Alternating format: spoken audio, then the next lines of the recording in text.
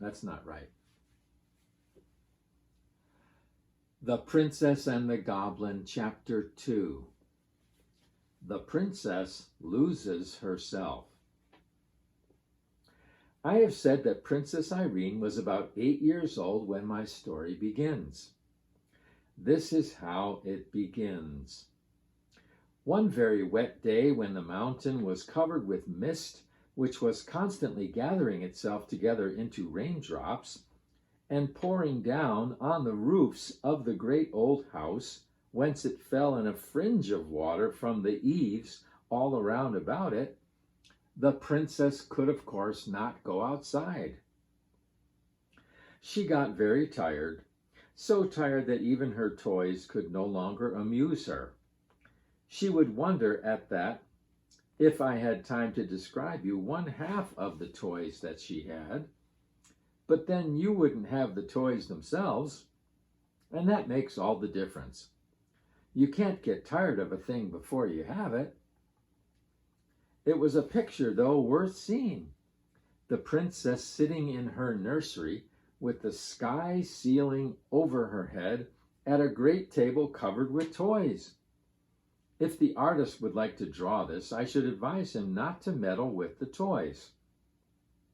I am afraid of attempting to describe them, and I think he had better not try to draw them. He had better not. He can do 1,000 things I can't, but I don't think he could draw those toys. No man could better make the princess herself than he could, though, leaning with her back bowed into the back of the chair, her head hanging down and her hands in her lap, very miserable, as she would say to herself, not even knowing what she would like, except it were to go out and get wet and catch a cold and have to go to bed and take gruel. The next moment after you see her sitting there, her nurse goes out of the room. Even that is a change, and the princess wakes up a little and looks around. Then she tumbles off her chair and runs out of the door. Not the same door the nurse went out of, but one which opened at the foot of a curious old stair of worm-eaten oak. This stair looked as if never had set foot upon it before. She had once been up the 6 steps, and that was sufficient reason in such a day for her trying to find out what was at the top of the stairs. Up and up and up she went, such a long way it seemed to her, until she came to the top of the 3rd flight. There she found the landing that was the end of a long passage, and into this she ran. It was full of doors on every side. There were so many doors that she did not dare to open any of them, but ran on to the end, where she turned into another passage, also full of doors. Then she turned around twice more, saw more doors, and then began to get frightened. She was lost.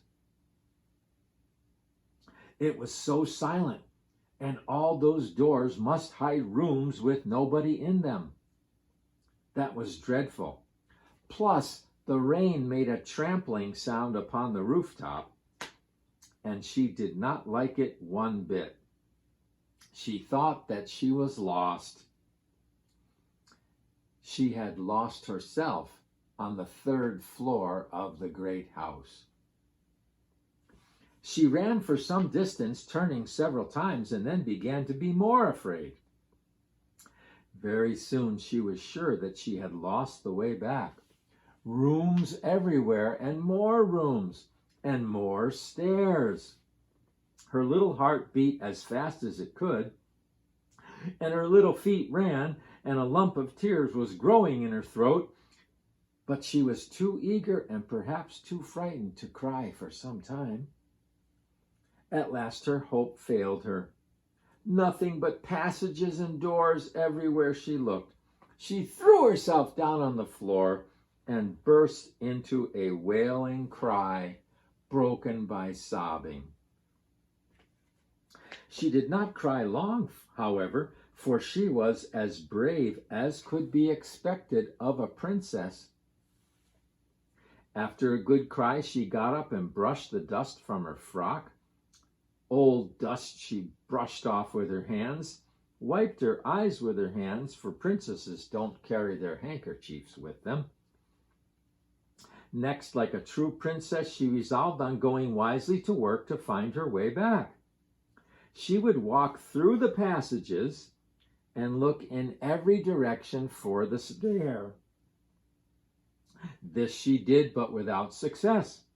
She went over the same ground again and again without knowing it, for the passages and doors were all the same. At last, in a corner through a half-open door, she did see a stair, but alas, it went the wrong way. The stair went up instead of down. Frightened as she was, however, she could not help wishing to see where the staircase went. So off she went, like a four-legged creature on hands and feet, climbing up the stairs. I love you. Have a wonderful night and a good sleep, and I'll see you next time.